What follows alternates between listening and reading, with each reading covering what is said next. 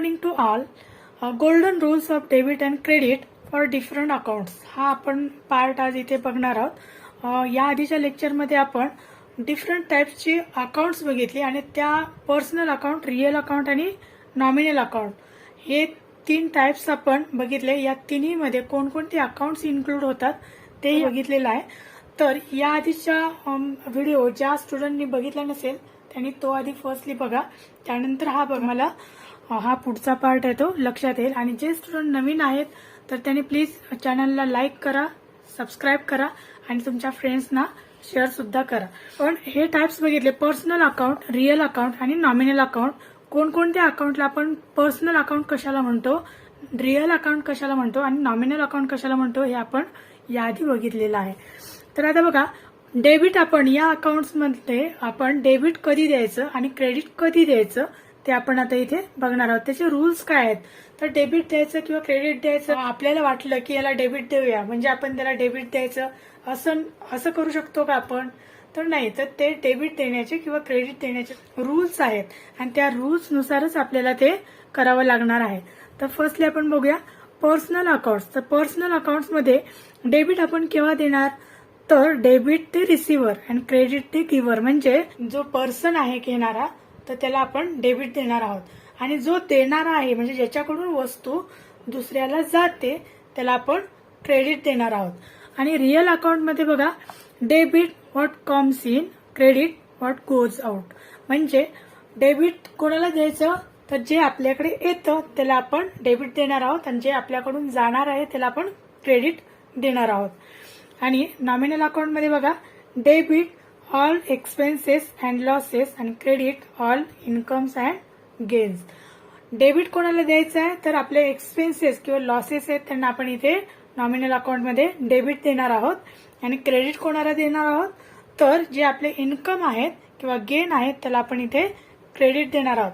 आता personal account आणि real account यांचा इफेक्ट जवळजवळ सेम आहे, थोड्याफार फरकाने. पण नॉमिनल अकाउंट तुम्हाला लक्षात ठेवावं लागणार आहे की डेबिट आपण एक्सपेन्सेसला देतो आणि क्रेडिट हे आपण इन्कमला देतो. आता एक्सपेन्सेस म्हणजे तो सॅलरी असेल, रेंटचा एक्सपेन्सेस असेल, कमिशन आपण जर काय दिलं असेल तर ते कमिशन येणार आहे त्याच्यामध्ये.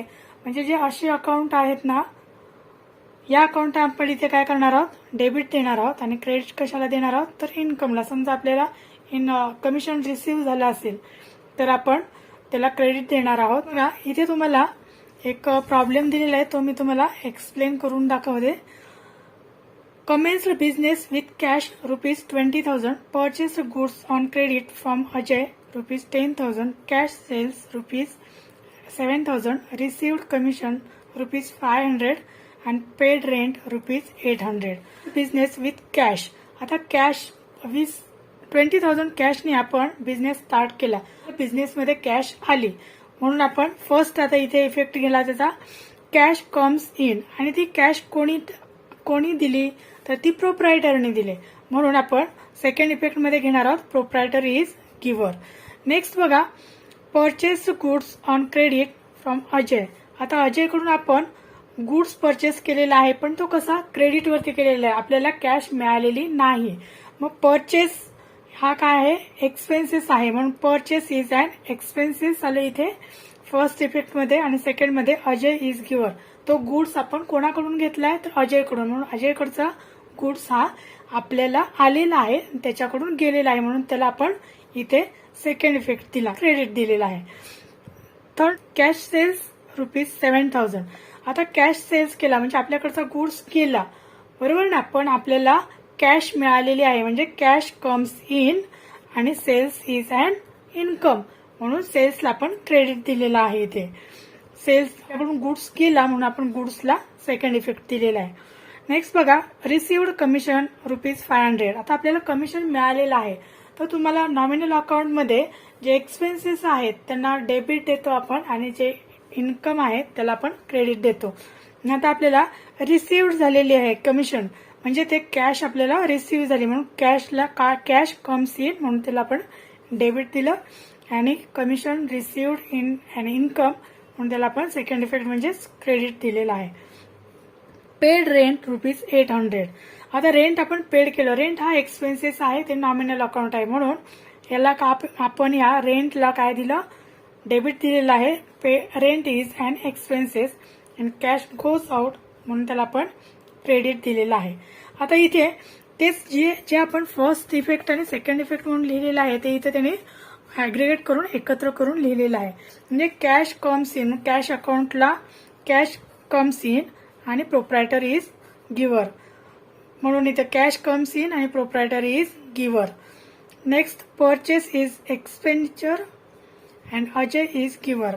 Purchase is an expenditure, Ajay is giver, असं आपण एकाखाली एक, इथे जे आपण एकासमोर एक लिहिलंय तेच आपण इथे एकाखाली एक असं घेतलेलं आहे आणि त्याची एंट्रीज केलेली आहे. आता एंट्रीज करताना बघा, हे पूर्ण लिहायचं नाहीये, फक्त काय लिहिलं आपण, कॅश अकाउंट, आपल्याला कॅश मिळाली म्हणून कॅश अकाउंटला आपण डेबिट दिलं आणि प्रोप्रायटर कडून रक्कम बिझनेससाठी गेली म्हणून त्याला त्याच्या अकाउंटला आपण इथे क्रेडिट दिलेलं आहे. मग इथे प्रोप्रायटर अकाउंट म्हणा किंवा कॅपिटल अकाउंट म्हटलं तरी चालेल. कॅपिटल म्हणजे बिझनेस सुरू करताना जी अमाऊंट आपण त्या बिझनेससाठी इन्व्हेस्ट करतो त्याला कॅपिटल म्हटलं जातं आणि ही आपण स्टार्ट करतानाच आपण 20,000 ही सुरू केली आहे 20,000 अमाऊंटने, म्हणून ते आपलं कॅपिटल आहे. आता परचेस इज अँड एक्सपेन्सेस, मग परचेस इज अँड एक्सपेन्सेस घेतलं आणि अजय इज गिव्हर म्हणून अजय नेक्स्ट आहे म्हणून इथे मग purchase account debit to Ajay account येणार. इथे cash account debit to sales account येणार आणि cash account debit to commission account, असं इथे फक्त आपल्याला इथे जे आपण सेपरेट केलेलं आहे ते इथे एकापुढे एक लिहिलेलं आहे. आता आपल्याला इथे अकाउंट्स ओळखायचं कसं ते दिलेलं आहे. तर आता या आपण कालच खरं ऍक्च्युली बघितलेलं आहे. कॅश अकाउंट हे कोणतं असतं, रिअल अकाउंट आहे. कॅपिटल अकाउंट हे पर्सनल अकाउंट आहे. परचेस अकाउंट हे नॉमिनल अकाउंट आहे. अजय अकाउंट हे पर्सनल अकाउंट आहे. कॅश अकाउंट हे पुन्हा रिअल अकाउंट आहे. सेल्स अकाउंट हे नॉमिनल अकाउंट आहे आणि कॅश अकाउंट हे रिअल अकाउंट आहे. कमिशन अकाउंट हे नॉमिनल अकाउंटमध्ये येणार आहे आणि रेंट अकाउंट हे नॉमिनल अकाउंटमध्येच येणार आहे आणि कॅश अकाउंट हे पुन्हा रिअल अकाउंट आहे.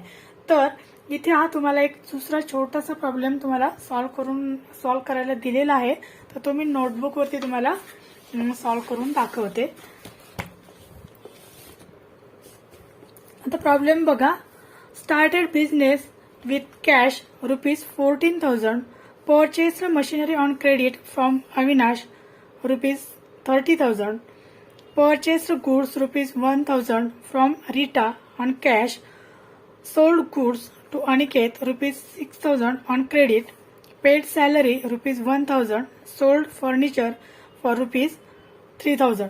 आता इथे फक्त मी एक दोन ठिकाणी नाव चेंज केलेलं आहे पर्सनचं आणि अमाऊंट चेंज केलेली आहे, पण स्टुडंटना किंवा थोडीशी अमाऊंट जरी चेंज झाली ना तरी खूप घाबरून जातात. तर घाबरून जायचं इथे काही एक कारण नाहीये. तुम्ही फक्त लक्षात ठेवा, जे आपल्याला मिळालेलं आहे त्या वस्तूला आपण डेबिट देणार आहोत आणि जे आपल्याकडून गेलेलं आहे त्या अकाउंटला आपण क्रेडिट देणार आहोत. मिळालेल्या अकाउंटला डेबिट देणार आणि आपल्याकडून जे गेलेलं आहे त्याला आपण क्रेडिट देणार आहोत किंवा आपण जे दिलेलं आहे दुसऱ्याला त्याला आपण क्रेडिट देणार आहोत.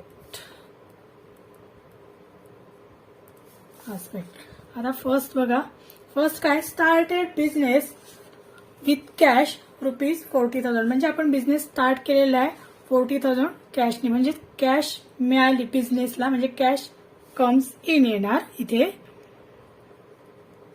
Cash comes in and proprietor is giver. Cash कोणी दिली तर प्रोप्रायटरने दिली किंवा इथे कॅपिटल म्हटलं तरी चालेल.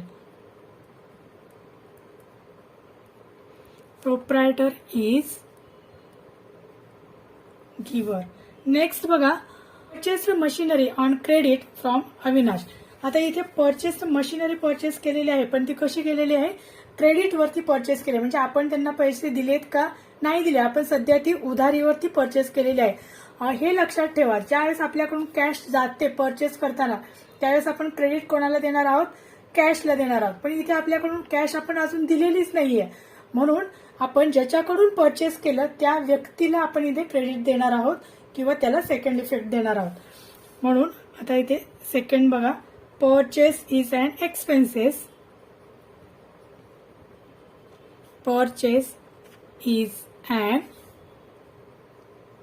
एक्सपेन्सेस आणि आपण कोणाकडून घेतलेला आहे, अविनाशकडून. म्हणून अविनाश इज गिव्हर. आता थर्ड बघा, थर्ड आहे purchase goods ₹1000 from Rita on cash. आता हा आपण कॅश वरती आपण परचेस केलेला आहे. मग पुन्हा येणार इथं परचेस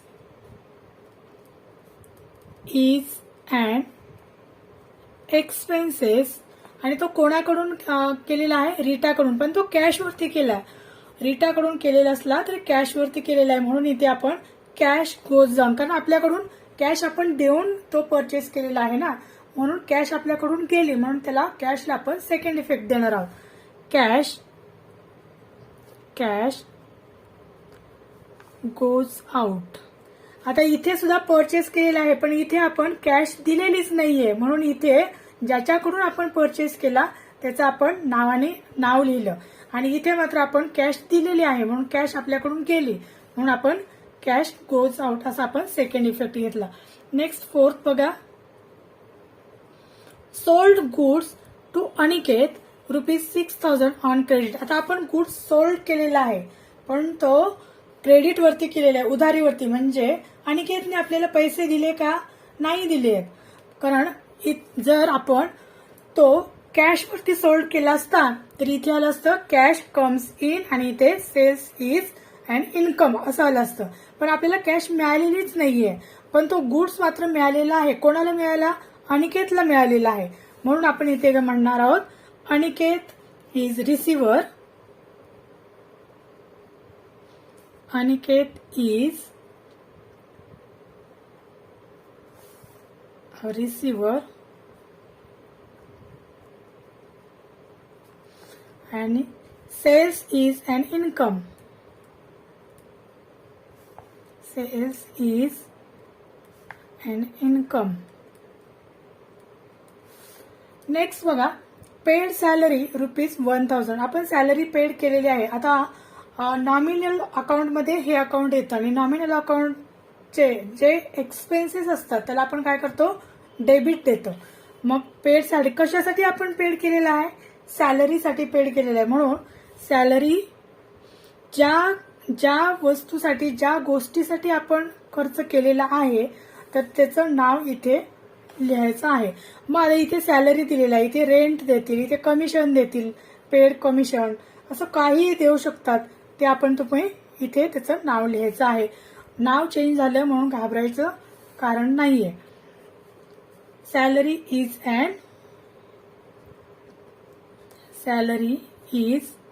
अँड एक्सपेन्सेस. आणि इथे येणार आहे कॅश गोज आउट. कॅश आपल्याकडून गेलेली आहे म्हणून आपण याला सेकंड इफेक्ट दिला.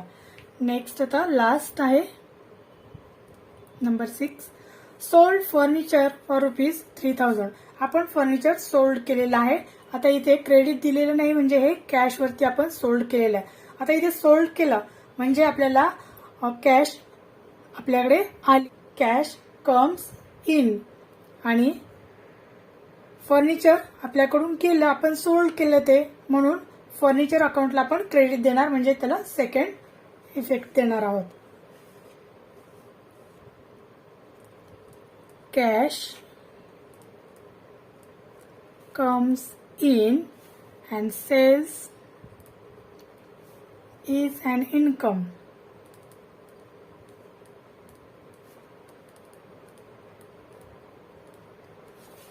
Cells is an income. आता सेकंड मध्ये तुम्हाला इथे 2 आस्पेक्ट्स आणि 2 अकाउंट्स असं त्यांनी प्रिपरेशन करायला सांगितलेलं आहे. 2 आस्पेक्ट्स आणि 2 इफेक्ट. तर बघा इथे आपण जो फर्स्ट इफेक्ट दिलेला आहे ते आपण फर्स्ट घ्यायचं आहे. इथे काय घेतलं आपण, cash comes in. Cash comes in आणि सेकंड कोणता आहे, प्रोप्रायटर इज गिव्हर किंवा कॅपिटल म्हटलं तरी चालेल. Proprietor is giver. आता कॅश अकाउंट याला आपण म्हणणार आहोत कॅश अकाउंट आणि क्रेडिट कशाला देणार आहोत आपण, प्रोप्रायटरला किंवा कॅपिटलला. इथे कॅपिटल अकाउंट. आता प्रोप्रायटर हा पर्सन आहे म्हणून हे अकाउंट कुठे येणार आहे, कोणतं अकाउंट आहे, पर्सनल अकाउंटमध्ये येणार आहे. नेक्स्ट बघा, purchase. Purchase is an expenses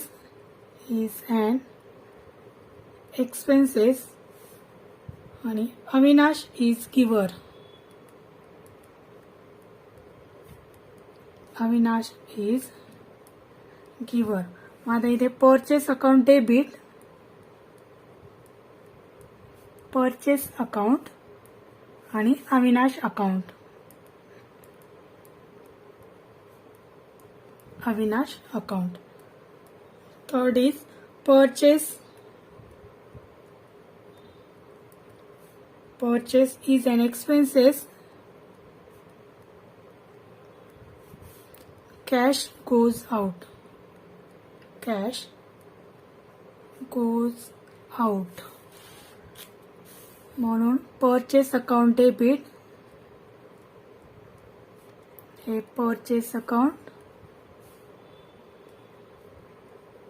आणि क्रेडिट कशाला, कॅश अकाउंटला क्रेडिट देणार आहोत, cash account. Next fourth, Aniket is receiver.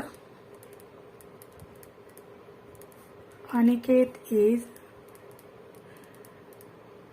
Receiver and sales is an income. माझा अनिकेत इज रिसिव्हर आहे म्हणून अनिकेत अकाउंटला डेबिट देणार आपण, अनिकेत अकाउंट आणि क्रेडिट कशाला, सेल्स अकाउंटला, सेल्स अकाउंट. अँड नेक्स्ट आहे number 5, salary is an expenses. Salary is an expenses and cash goes out. Goes out. Salary account. Salary account and cash account. Cash account. Salary account debit to cash account. And last is number 6. Cash comes in. Cash comes in and sales is an income. Sales is an income. The cash account debit, cash account debit and sales account ला credit देणार आहोत, cells अकाउंटला credit देणार आहोत. एकदम easy आहे, फक्त तुम्ही रूल लक्षात ठेवायला हवा आणि तो रूल सुद्धा एकदम इझी आहे. जी वस्तू आपल्याकडे येते तर त्या अकाउंटला आपण डेबिट द्यायचं आहे आणि जी वस्तू आपल्याकडून जाते त्या वस्तूला आपण क्रेडिट द्यायचं आहे. आणि जर आपण उधारीवरती परचेस केला असेल क्रेडिटवरती तर कॅश ज्या वेळेस आपण परचेस करतो त्यावेळेस ज्याच्याकडून आपण परचेस करणार आहोत त्याचं नाव येणार तिथे, कॅश येणार नाही. आणि जर आपण सेल केला असेल क्रेडिटवरती तर घेणाऱ्याचं नाव येतं कॅशच्या ठिकाणी. कॅश न लिहिता आपण तिथे ज्याला आपण सेल केलेला आहे त्याचं नाव इथे येणार आहे. आणि आता बघा यानंतर आपण या अकाउंट कोणकोणत्या याचे टाइप्स आपण लिहिणार आहोत की कॅश अकाउंट. आता कॅश अकाउंट कोणत्या टाइप्समध्ये येतं, कॅश अकाउंट हे कोणतं आहे? रिअल अकाउंट आहे. Real account. नेक्स्ट आता proprietor account, capital account. Capital account. Capital account हे पर्सनल अकाउंटमध्ये येणार आहे. पर्सनल अकाउंटमध्ये येणार आहे. नेक्स्ट आणखी काय आहे? अविनाश अकाउंट हे पर्सनल अकाउंटमध्येच येणार आहे. नेक्स्ट कॅश अकाउंट आहे. नेक्स्ट आहे सेल्स अकाउंट. सेल्स अकाउंट हे नॉमिनल अकाउंट आहे. सेल्स अकाउंट हे नॉमिनल अकाउंट.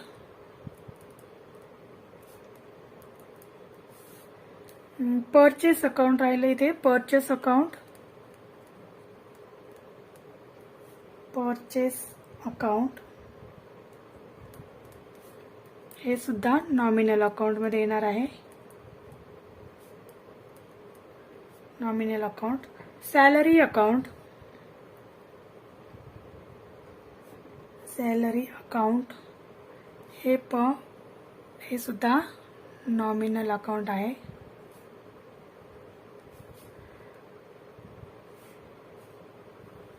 एवढेच टाइप्स आहेत. 5 टाइप्स आहेत इथे आपल्याला, कारण परचेसचं रिपीट झालेलं आहे. तर हे असं आपल्याला ओळखायचं आहे की आपण जी एंट्री केली इथे तर ती कोणत्या टाइप्समध्ये येते किंवा त्याचं क्लासिफिकेशन असं करायचं आहे. इझी आहे. तुम्ही जर काय अकाउंटचे टाइप्स लक्षात ठेवले आणि कोणत्या टाइप्समध्ये कोणती अकाउंट्स येतात हे जर काही तुम्ही लक्षात ठेवलं तर ह्या एंट्रीज, जर्नल एंट्रीज करायला काही एक अवघड नाही. कारण बरेचदा काय होतं, जर आपला बेसिक जर्नल एंट्रीचा जर बेस जर परफेक्ट नसेल तर अगदी जर्नल एंट्रीज तुम्हाला एमकॉम होईपर्यंत सुद्धा असतात आणि त्या करता येण्यासाठी तुम्हाला ह्या 11 स्टँडर्डचा बेस जर काय तुम्ही परफेक्ट केलात तर तुम्हाला पुढे कधीही प्रॉब्लेम येणार नाही. तुम्हाला जर काही लक्षात नाही आलं एक वेळ बघून तर तुम्ही रिपीट करा. हा व्हिडिओ परत बघा म्हणजे तुमच्या लक्षात येईल. मी एकदम इझी आणि समजण्यासारख्या लँग्वेजमध्ये तुम्हाला सांगितलेलं आहे आणि एक प्रॉब्लेम सुद्धा एक तुम्हाला एक्सप्लेन करून दाखवलेला आहे बुक्समधला. हा एक आपण सॉल्व सुद्धा केलेला आहे. तर थँक्यू सो मच. आणि तुम्हाला याच्यामध्ये कोणत्या वेगळ्या जर काही व्हिडिओ हवा असेल तर तुम्ही कमेंट्समध्ये सांगा. तसं त्यावरती सुद्धा आपण व्हिडिओ करूयात. थँक्यू.